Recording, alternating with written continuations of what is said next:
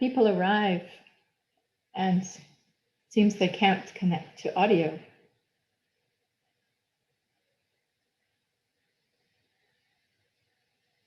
Here we go.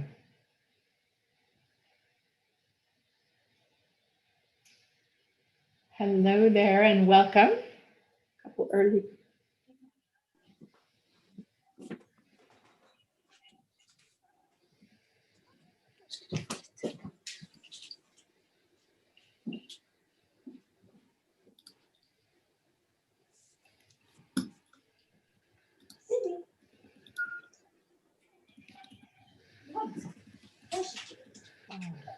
I'm really hearing an echo from our, I think our live streaming. I'm not sure what to do about that. Hi there, Claire and Jeanette and Olivia. Hello. Hello. Good morning.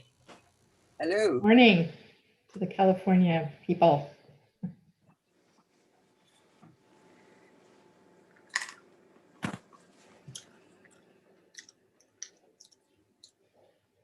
Can you hear that echo? Sorry, folks, so technical. Do you have it streaming somewhere on any place?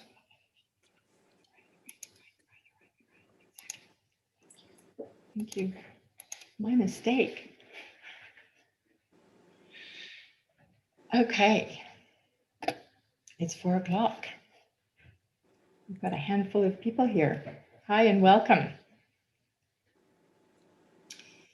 So today is about emotional addictions, one of my favorite topics. I might be starting over in a couple of moments as well, reintroducing this.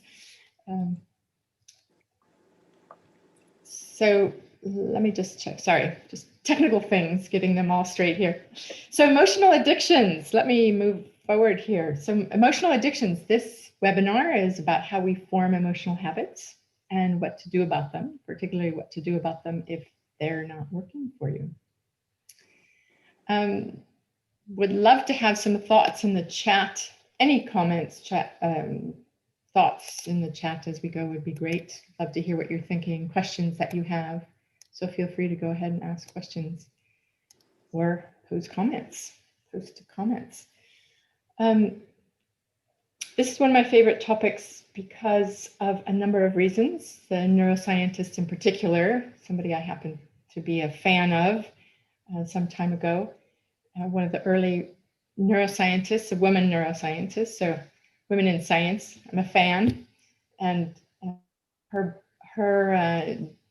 discoveries and her book got me started on neuroscience many years ago, decades ago, and I guess I have a fond place in my heart for her. So you'll be introduced to this woman neuroscientist in a few moments,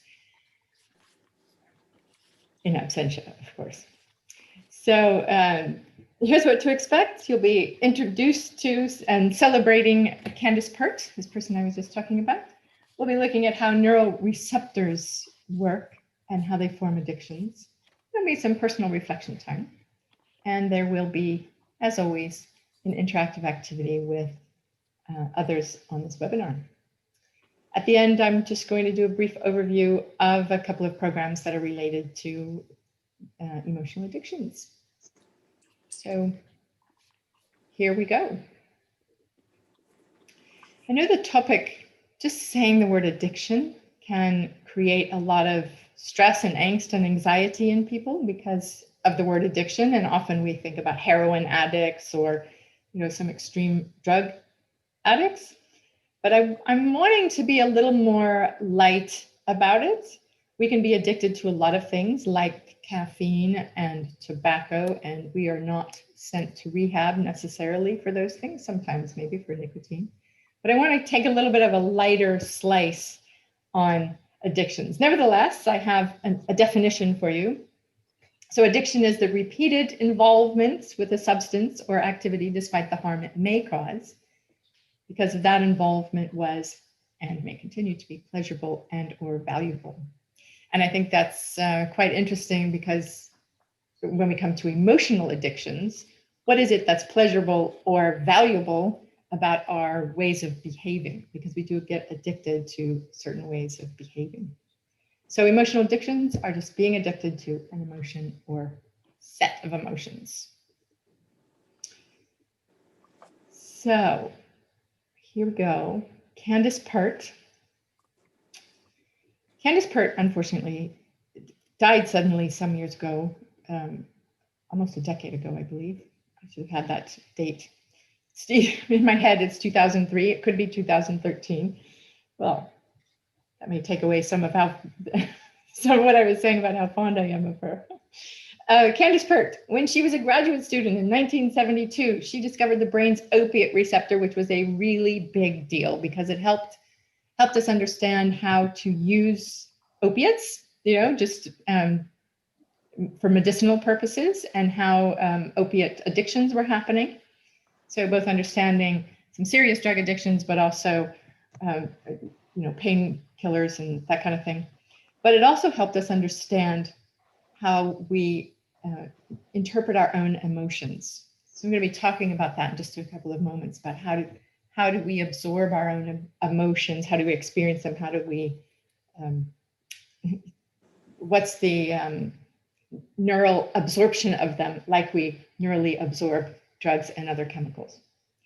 So Candace, bless her, she was an early woman in science in the National Institutes of Health in the US, and her discoveries led to revolution in some neuroscience and treating the brain and looking at the brain in different ways. So neuroscientists really were influenced by her work. And yet she struggled a lot with sexism in the field of science. I'm not going to go into that a lot. She spent a lot of time with that in her book, Molecules of Emotion. I highly recommend the book. It's written in the 80s, I believe. And you don't need to go into it a lot, but it was in this book that it describes how these neurons, opiate receptors, are working, and helps us understand how emotions are just like any other chemical or any other drug. And so I'm just going to show you how this works. I don't normally get this technical and show neurons and things like that in my Neuroscience Made Simple series of webinars, but I'm going to do that this time. Simple, here's a neuron that sends information, and here's a neuron on the bottom part that is receiving information. And that information is communicated via chemicals, so neurotransmitters in this case.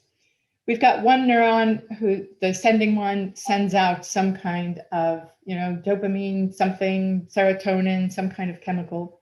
And then you've got neurotransmitters on the receiving side. This is the neurons that's sending information to muscles and to other parts of the body to act on that. These neurotransmitters, these receptors, the neurotransmitter receptors are specialized. So if you send out the dopamine chemical from the sending side, there is a specific receptor that receives dopamine. Some people describe it as a lock and key. I know that Candace Pert was kind of against that, but here's how it works. Imagine that you're a smoker, or you were a smoker, or somebody who smokes. When you first create some nicotine in your body, so you take a smoke, you have a cigarette, probably tastes awful, you have an awful experience the very first time, and yet it comes into this system. Now it's externally introduced, so you can forget the top part of this diagram. You've got this receiving neuron, and it's creating the neuroreceptors for nicotine. The more you smoke, the more of those you're going to have. And the more of those you have, the hungrier they get. So let me just go over to, wrong way, example of nicotine. So here's this woman totally enjoying the smoke, right? This is not her first cigarette. We can pretty much guarantee that. She has created nicotine receptors in her brain. And as she smokes, those nicotine receptors are fed. And as she has more of those nicotine receptors, they get hungry and they crave a cigarette.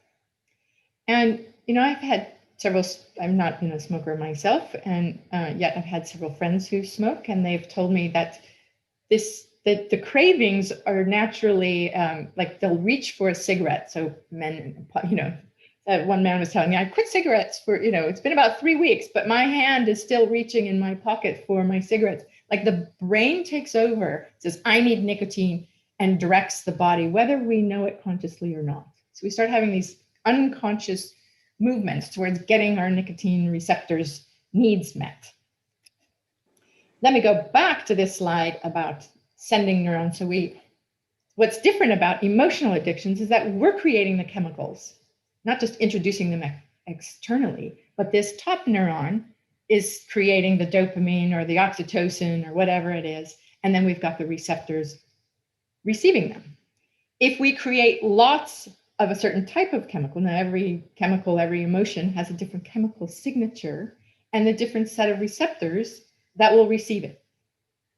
I hope this is making sense, because for me it's a really important concept, because we like, okay, with nicotine, we get all these nicotine receptors, but if we've got an anger thing going on, or drama, or victim, a sense of victimhood, we've got those chemical receptors that are then, creating lots of receptors for that chemistry of victimhood or anger or whatever it is. And we become addicted to those, just like we become addicted to nicotine, because it is exactly the same neurotransmitter mechanism that's making this happen. So you might know some drama queens in your life, or people who like anger, control, power, something like that. They've got a lot of these receptors that crave that kind of that chemical. So it finds, just like somebody going, where are my cigarettes, unconsciously, the brain is unconsciously creating situations where we get to have those chemicals of anger, drama, whatever it is that we have created, because it's used to it's like a status quo. Like, what's our status quo? What are we used to? What is the environment, the chemistry that we're creating in our bodies that is our normal? And everybody has a different normal. So food for thought, and I will be asking you later in your own personal experience, what is creating your status quo, your normal? So we have the nicotine example. As I said, each emotion has its own signature, and the brain builds the receptors to handle those, and then starts demanding to be fed by that. There's a couple of different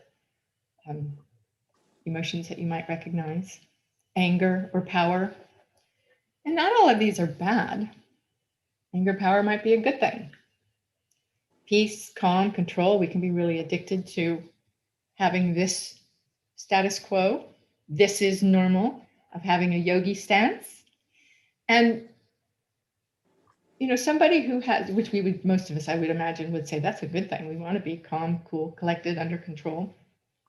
And I was talking with some coaches the other day who were talking about leaders who actually had formed an habituation or addiction to peace, calm, and control and harmony.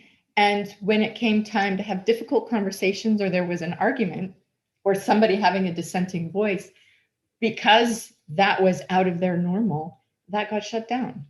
So that's not necessarily a good thing either, that we have to have harmony, or we have to have peace, calm, and control. It depends.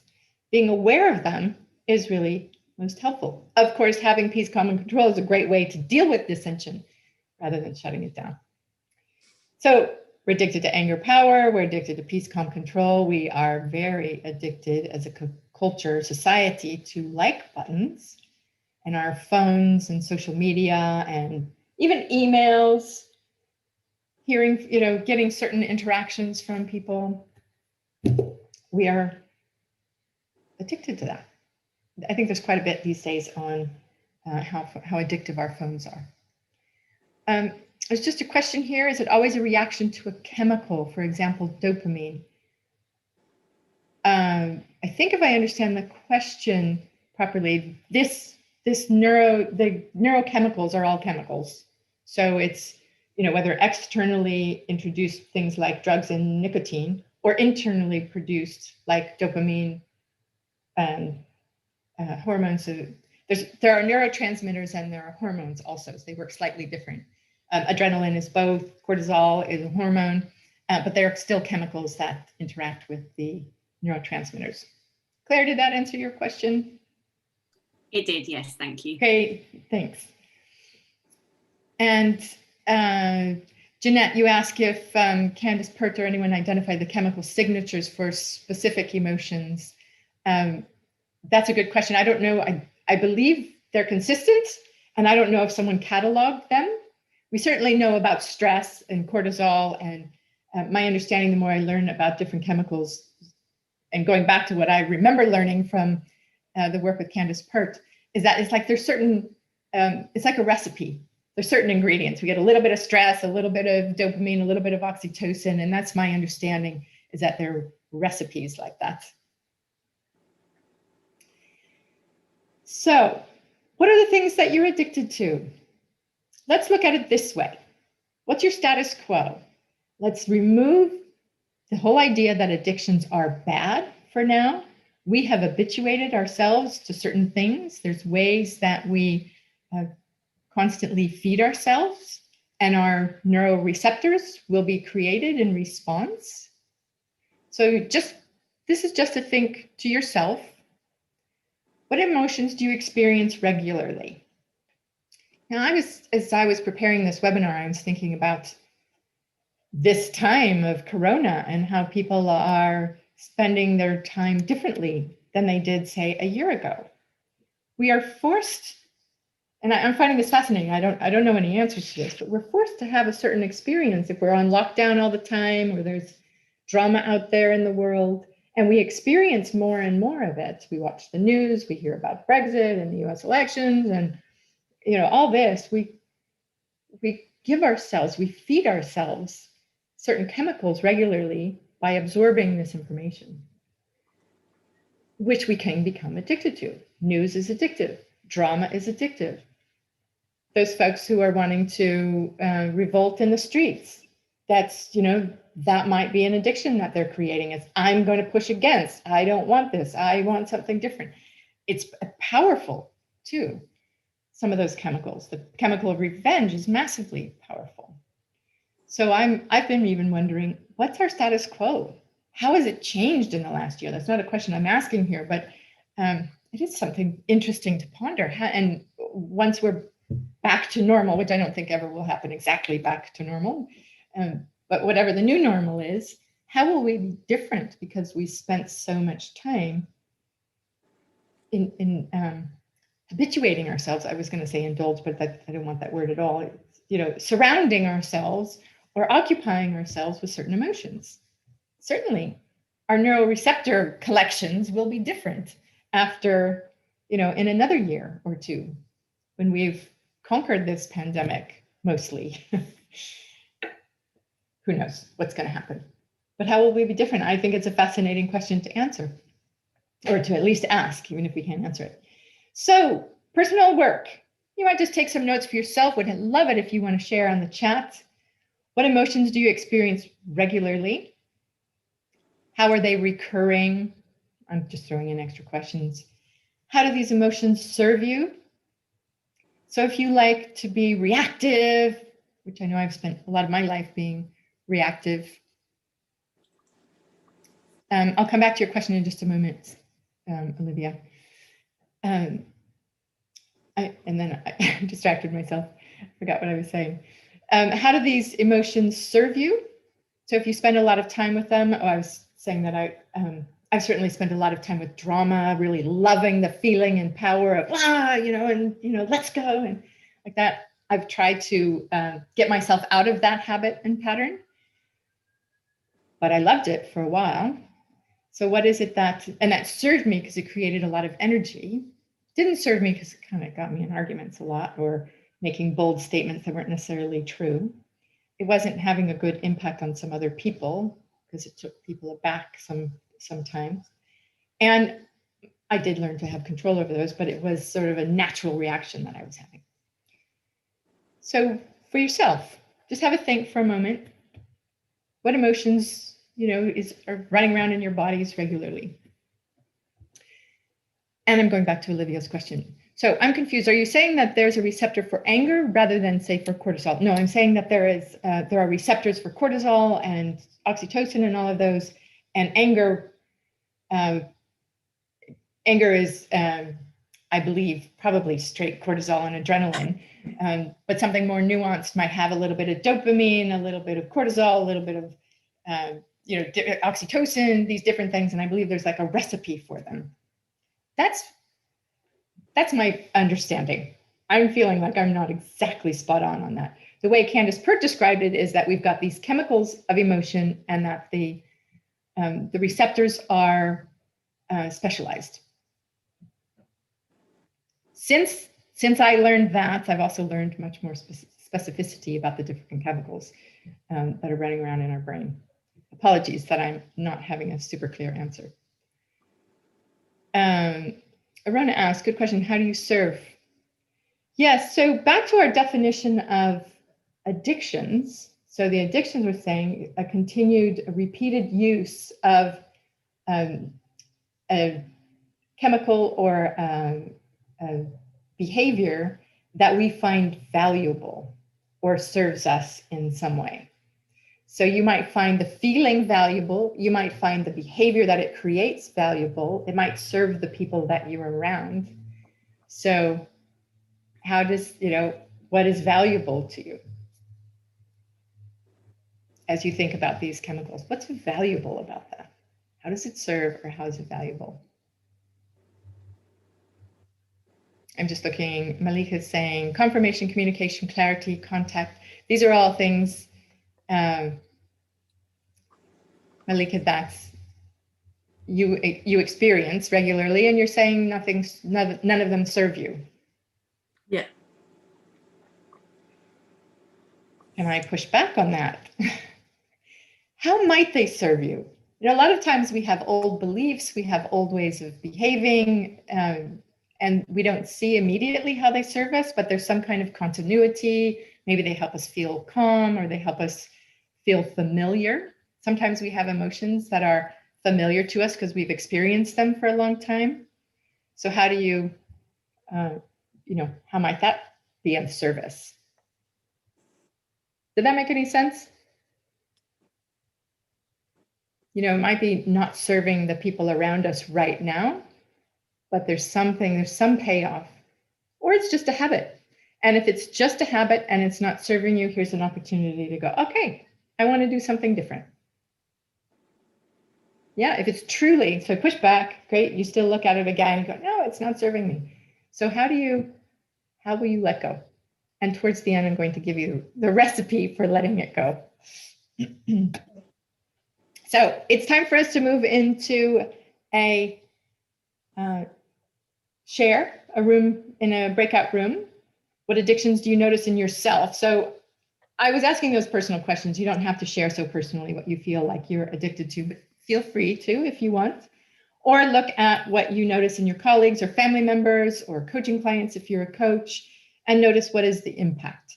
So Malika, if you're saying, there's nothing valuable, you might look at what is the impact and do I want that or not? So it's a conversation to have together. What's the impact? What do you find valuable about these emotions that you use regularly? Let's take 10 minutes for a group conversation. Frodo's over there. He's going to be putting you in a breakout room, and we'll see you in, I think it's groups of 3. So we'll see you in about 10 minutes. Have a great conversation.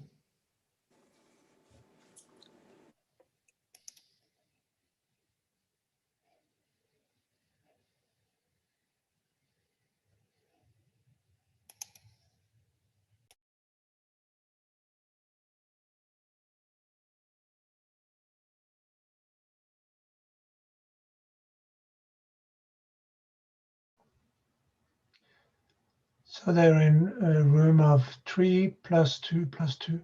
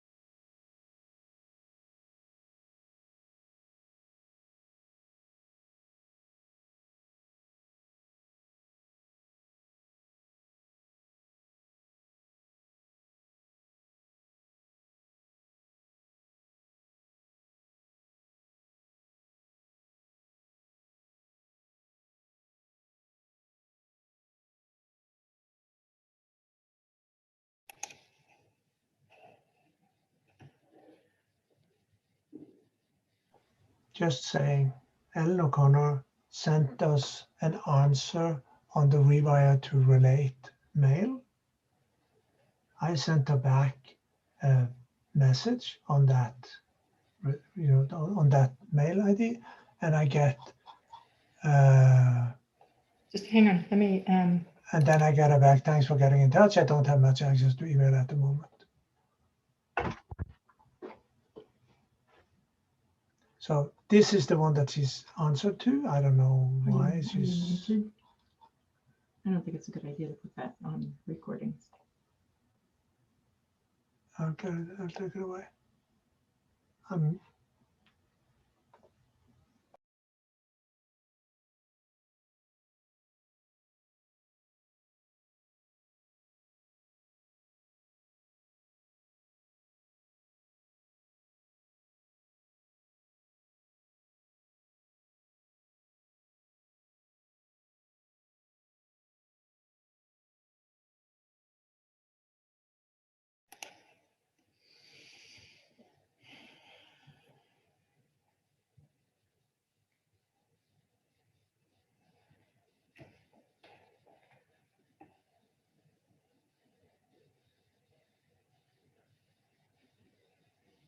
People are coming back in just a moment from the breakout rooms.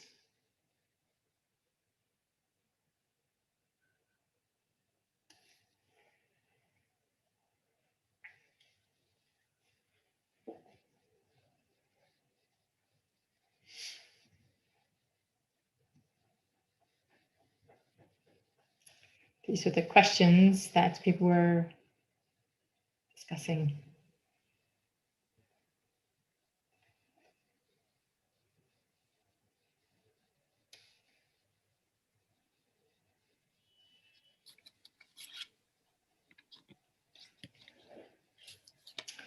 Welcome back.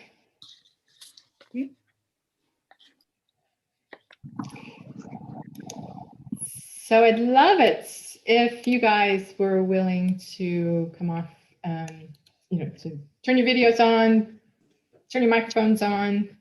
It's just a handful of us here, just to have a discussion about what you discovered about yourself, about emotional addictions, about any thoughts you have about them, where you see them.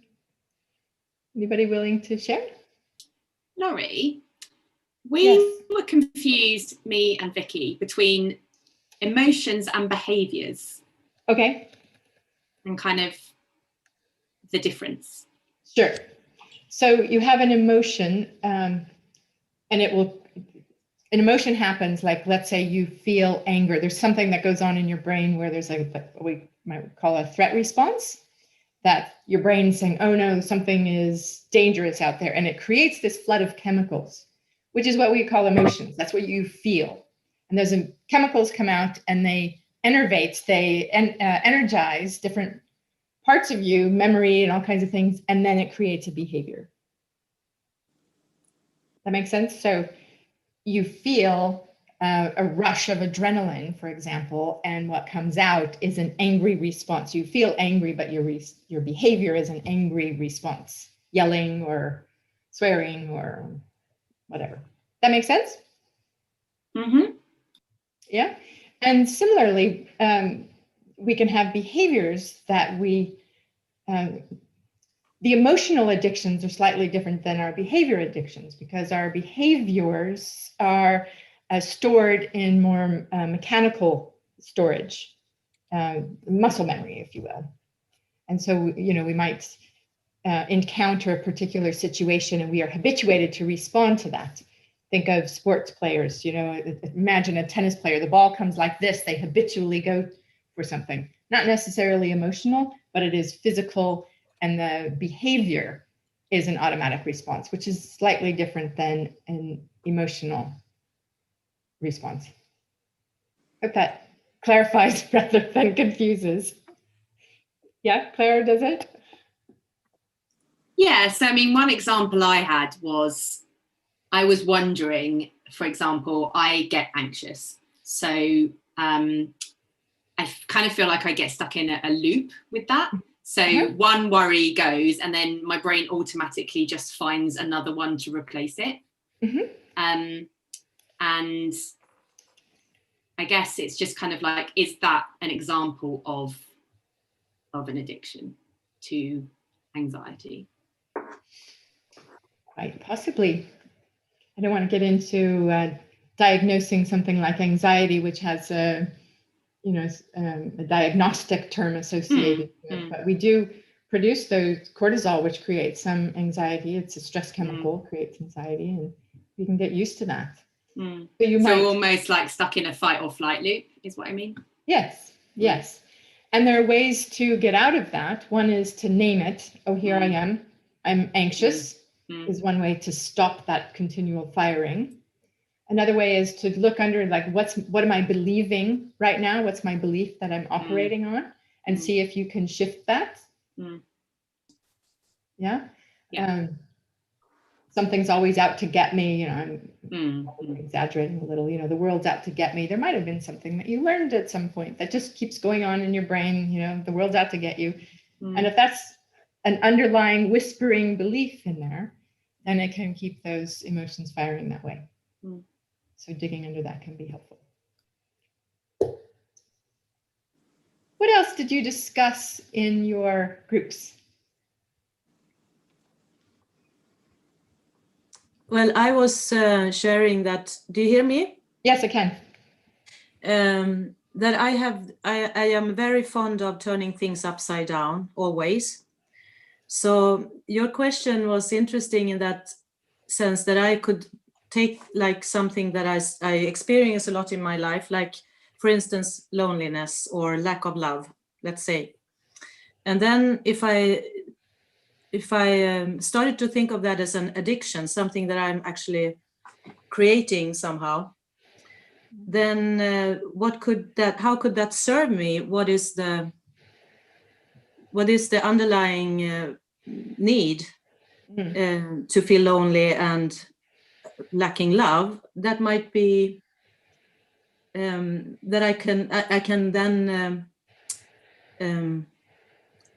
can then defend my fear of intimacy, for instance, or vulnerability. Sure. So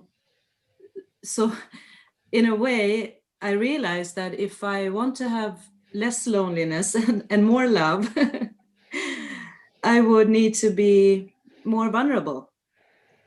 Makes or sense to me. try to dare being more intimate with people. Yeah. And that was the way I used your question. It was quite interesting. That's great. Beautiful example. And when you go to that more vulnerable place, of course, it's going to feel uncomfortable. Vulnerability usually is uncomfortable. But if it's not someplace you usually go, it'll be especially uncomfortable. But that's okay. You're strong enough to be with that discomfort, and just know, until you build more vulnerability receptors. Exactly. It'll be just a process of developing them. I need to develop the goodness of that instead. Yeah. The sugar in that. Yes, find the sugar in that. Yeah. Thanks for sharing that. Thanks. Anybody else want to share something you shared in your breakout rooms? We talked about toxic behaviors, but not necessarily the advantages of them. I don't know how about you guys, but I find when I use toxic behaviors, they feel powerful when I feel in control. Because usually we use toxic behaviors when we don't really feel in control, and then we get this surge of contempt or blame or something, and then you can feel like, yeah, I've got the power again. That's my personal experience. I don't know that that's shared by a lot of people. I suspect it might be. What do you think, Olivia? Oh, yes. Oh, yeah, it's really good. Yes. Anybody else have an experience like that of toxic behaviors, blame, contempt, defensiveness, or stonewalling? It occurred to me as you were saying all that in one place where I worked, I couldn't understand why there was all this, what I refer to as management by crisis. And finally, somebody pointed out to me, oh no, that's what the managers like. It's to have a crisis and then it looks like, look at all the things I solved, Right. which to me didn't make sense, because why would you want all that time instead of let's figure this out ahead of time? It made sense to me when somebody explained to me that no, they want that crisis to show, look, I can solve this.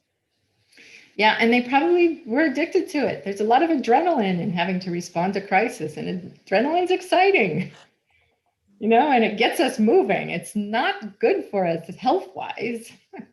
Comes with a lot of cortisol, and cortisol is pretty toxic to the body. It starts eating away at our memory and our ability to learn, and makes us age and all kinds of other things. So while adrenaline can be exciting, the cortisol that usually comes with it is not so good for us. Any other shares? What happened in your conversations? Well then, yes, please, Shinsen. I talked about just a sense of not feeling enough. Mm-hmm. And the behavior that results is to overcompensate, to be more than enough. And then just that pattern of circularity. And so it was really interesting to be heard and to kind of see that clarity. Mm-hmm. So Yeah, I mean, sure, yeah, what is that? What is the emotion? Can you dissect it a little bit? Yeah, so you started with a belief of not enough. Is that right? Yes. Yeah. So I don't know what the emotion is for you. I can imagine not enough. There's a longing or a lacking. That's what I would call the emotion in me. What? Maybe it is loneliness or not belonging. It's related to exclusion. Mm-hmm. Yeah. The exclusion goes straight to fear of rejection or being rejected or feeling rejected. And belonging is one of our deeply seated needs as humans. And if that gets threatened, or we perceive that gets threatened, it'll create an adrenaline cortisol response. And if we're used to that, you start expecting it. If you've been, if you've had racism coming at you or exclusion coming at you, you might get used to that. Sad. But if that's the case and you start expecting that, then you start behaving in ways that makes it normal for you and for others, partly as a protective mechanism. Yes, I mean, I've been really reflecting on the polarization in the US. Mm-hmm. It's so stark. It is. And trying to really reflect on the kind of the underlying emotion. Maybe part of it is what you touched on. Mm-hmm. So just trying to understand and naming it, maybe for myself, for clients, just to have that in the field. Yeah. It's, it's all versions of fear of not having it. It feels to me like not having enough, not being enough, not being recognized, a lot of people not being recognized on all sides of the spectrum, all parts of the spectrum. Yeah. It feels to me that it's a lot of it is the belonging, the need to belong. So the tribalism is so strong here in this country. Yes. And it feels like that is a big part of it. So. Yeah. Well, our emotional brain, the limbic system, is built at a tribal time. We were designed as human beings when we lived in tribes, and most of our innate needs, you could call them tribal. So belonging, the first one, status, needing to have some sort of sense of status within your tribe. Who am I? So I belong to this tribe, but who am I in the tribe? Yeah. Autonomy. So there's a model we have, be safe and certain, and these are all part of the human needs. Autonomy. I want to do it my way. That's what I see with this whole mask thing, and don't tell me what to do in my individual rights. US is known to be the most individualistic country. Don't you threaten my individual rights. That's autonomy in action. And then there's fairness. Everybody feels they're being, treated unfairly, it seems. Mm-hmm. I shouldn't say everybody, but a lot of people. So, just think about, white supremacy. They're treating other people in a way that would be considered, well, that's unfair to really, be racist. But then they'll think, no, it's unfair that you're taking my jobs. So everybody's reacting to fairness, if that makes sense, and they all have it made in their mind from their view, what's fair. And that's what we've been raised with, and there's no objective fairness. So it creates lots of stress and need for revenge, and all of that can be addictive, driven by some deep-seated core needs. Certainty is another one. Expectations and certainty are also needs, and they also drive fear-based behaviors. They can all drive dopamine, which is a feel-good response as well, rewards. So we can feel good, and we can be addicted to that as well. Got to have my belonging, got to have, and when I don't have it, I have this threat and I feel rejected, and we get used to that. Our brain's a little crazy machine. But I hope some of that's helping make sense of some of the craziness.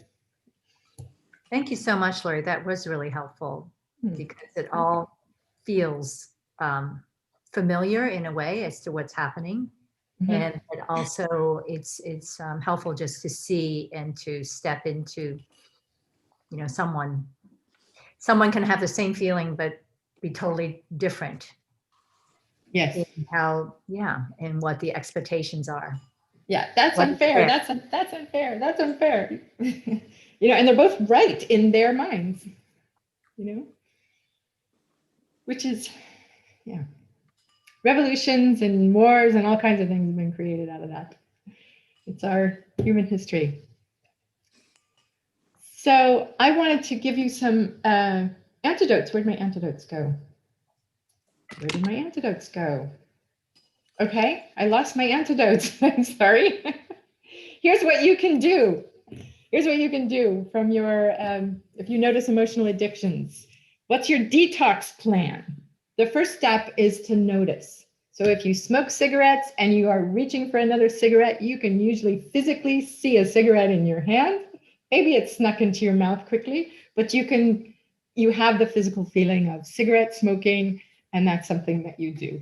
With emotional addictions, you don't have that external proof. You don't have something that you see. You have to start noticing it. You might start noticing there's the emotion and then there's the behavior, and catch yourself at the behavior. So you can come back to what's the emotion I keep running here. But you've got to notice it. And usually we're straight in and doing the thing before we're even aware. So sometimes at first you may have to go, okay, whoa, there that thing happened again. I'm going to catch it earlier next time. And next time you probably will catch it earlier. And soon enough, you'll catch it in the moment. You need to have a plan for what else you want to do instead. So if your behavior is to yell at people or to throw things, what is it you want to do instead of yelling at somebody? Take a breath and take a step back, maybe, instead of throwing something, maybe grab onto it for a little bit longer. So have a plan for how you want to behave, not the addictive way. And then when you start catching yourself in the moment, you start practicing that new way. It may feel a little clunky. Of course, it'll feel clunky. That's how learning works, and behavior setting and resetting works. Similarly, if you have these beliefs, I'm not enough, you have to catch yourself in those beliefs and find a new belief to replace it with, and practice, practice, practice. It's all about practice, practice, practice.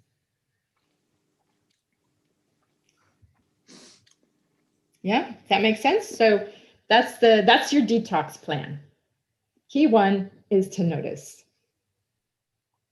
Catch yourself at it. So that's our antidote for today. I'd love for you to have a moment to think about what will you do next? Given you had some thinking time about what are some emotional habits or addictions that you have, and maybe you feel they don't serve you anymore, what do you want to do instead? And how will you practice that?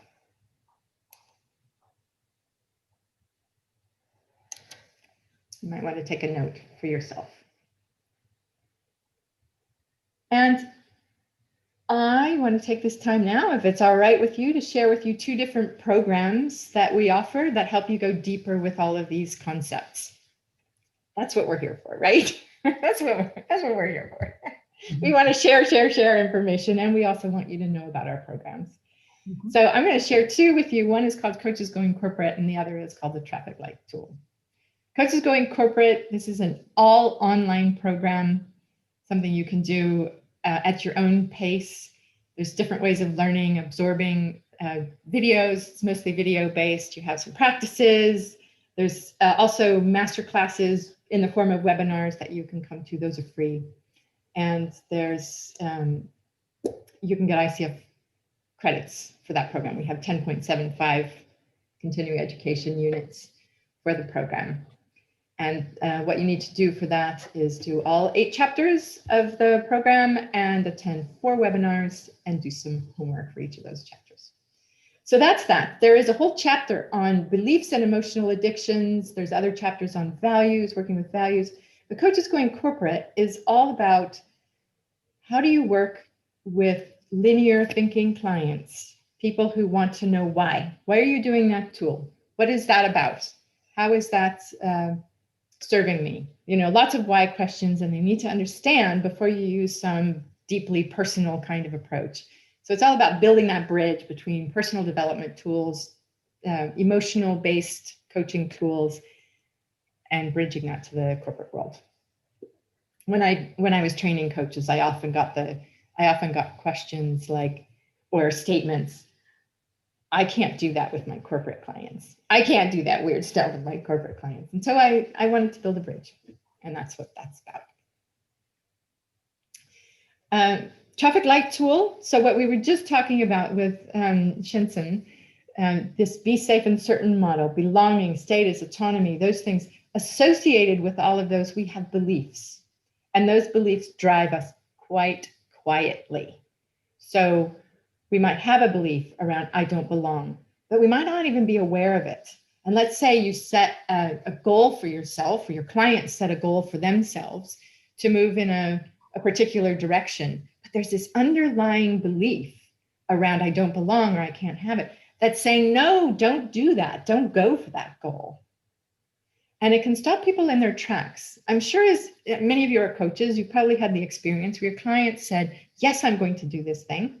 Absolutely, I'm going to do it. I'm all fired up. And you were, had great coaching session with them, got them inspired and motivated, and they're going to go do it. And then these quiet little voices go, no, you can't. And they don't even hear them. But the way the brain works is that you just stop, and they don't know why they're not moving forward. And so the traffic light tool is about looking at, it's for when clients are stuck. And how do you help them look underneath these? I think of them as big rocks. How do you look under the rock of belonging? What's going on under there? We use a red light, green light, assessment. Is belonging giving you a red light or a green light? And the feedback I've gotten from coaches who are using it with their clients say that the clients like this red light, green light thing, like just seeing, wow, I've got a red light on belonging. I didn't even know that. I've got a red light on status. I've got a red light on fairness. I've got green lights other places. Okay, now I understand why I'm stuck, both motivated and stopped. And then you can dig under those rocks and look at those beliefs and help them change them. And it's pretty easy to use. It's a deep dive personal development tool, and got great feedback on it. So I'm going to keep offering that one. We have a program, traffic light program, starting in January. I'd love to see some of you there on that program. It's good fun. It is 4 in-person live sessions. Coaches Going Corporate is all self-paced. These are 4 2-hour sessions, plus some learning conversations. So, and I have a testimonial from someone who took the program in the summer. She was a little bit cheeky, but we have good fun in that program and do some deep work together. You also learn quite a bit about yourself. Frode has put in the chat box the 2 links, one for, I think he put one for Coaches Going Corporate. Yep, up a few minutes ago, and also one, this more recent, the MailChimp one will take you to the traffic light tool landing page so you can read more about it and access the sign up page. I'm also noticing people had put in here your plans. Thanks for sharing those plans. Imagining best case rather than worst case scenario. Love that. Take a breath rather than snap. Good. Keep reminding yourself. Ellen says recognize what's going on. And yes, when repeat behaviors arise. Fantastic. Stay curious. As a researcher, I like that. Yeah. So any other questions, comments? We've got a few minutes till the top of the hour. Questions, comments about any of the topics of today or programs or what's next? Our next webinar is on, oh dear, the 13th of January. We're going to do some work at the beginning of the year about building habits appropriate for January. I thought February we look at falling apart habits as they do in February. Comments, questions, anything? Well, I have Malika, books to recommend. I have a whole bunch of books to recommend. Molecules of Emotion. It's written a little while ago, but I would I highly recommend that if you're interested in the neuroscience chemical stuff. There's another book called Behave, pretty serious, somewhere, but written for lay people, but with chunky neuroscience bits in it. The Chimp Paradox is a great book for looking at just the difference between the emotional brain and your adult brain. He calls it a chimp brain and adult brain. Lots and lots of books to recommend. But here's the thing, since I've got a small audience, I just want to make sure everybody knows I'm looking for a team to coach live in a live demo. I'm going to be WBECS. If you haven't checked out WBECS, WBECS is a large coaching organization. They've been virtual going on 11 years now. They do conferences every year and offer a whole host of speakers and programs and all kinds of things. And I am a speaker for them. And I signed up almost a year ago, 6, 7, 8 months ago, to do a live demo of coaching. I did one of those in June with an individual, and I said I would do a neuroscience-based team coaching in February. I don't have my team yet. I'm looking for a team that would be willing to be coached live, which I know is a big ask because there's this interpersonal thing. They don't want coaches on the team. So I'm asking people for help. Who do you know? I'm looking for a small team, some kind of diverse team, because we'll be talking about differences and neuroscience of differences and how to create great connection across differences. Team of 3, 4, 5 people, maybe 6. Let me know if you think of anybody, if you know somebody who'd be willing to do that.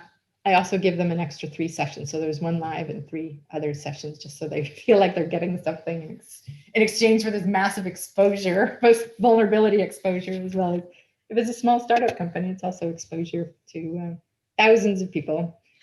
I had 2,500 at both of my sessions last year and likely to do more this year. Arona?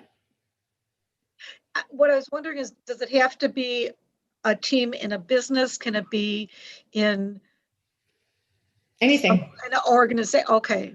Any kind of organization, people who work together regularly or interact regularly. I mean, it could be PTA members or. Yeah, that's what I mean. Okay, let me think about that. Yeah, people who just, as long as the people watching can see an example of how a team gels, they don't have to be a leadership team in an organization or anything. They could just be any group of people that are working together. Yes. Okay, great. Let me know if you think of someone. Do you have dates or time commitments? Some sort of. Yes, the 18th of February from 1 to 3 UK time. So it's quite early for West Coast US. That's not true. They usually do US time. No, that's East Coast time. Yeah. Okay. Say again what the date is that you would need this for? 18th of February. I'd rather meet with the team once before that, but February. the live demo and the 18th. Time again? Can I say something, yes, please. Arona, I'm so happy that you're asking. If you drop Lori an email with just one word, team coaching WebEx or something in it, you'll get some information back. We just created a document that gives all the details, because there are some stuff that you need to know and all that good. It'll include the time, because at the moment I think it's 1 to 3 p.m. UK. Great, thank you. Yeah. In fact, that goes to everybody. If you are at all interested in picking up a team, just drop Lori or me a mail. You can write to any email address at schucksvensson.com and we'll probably get it.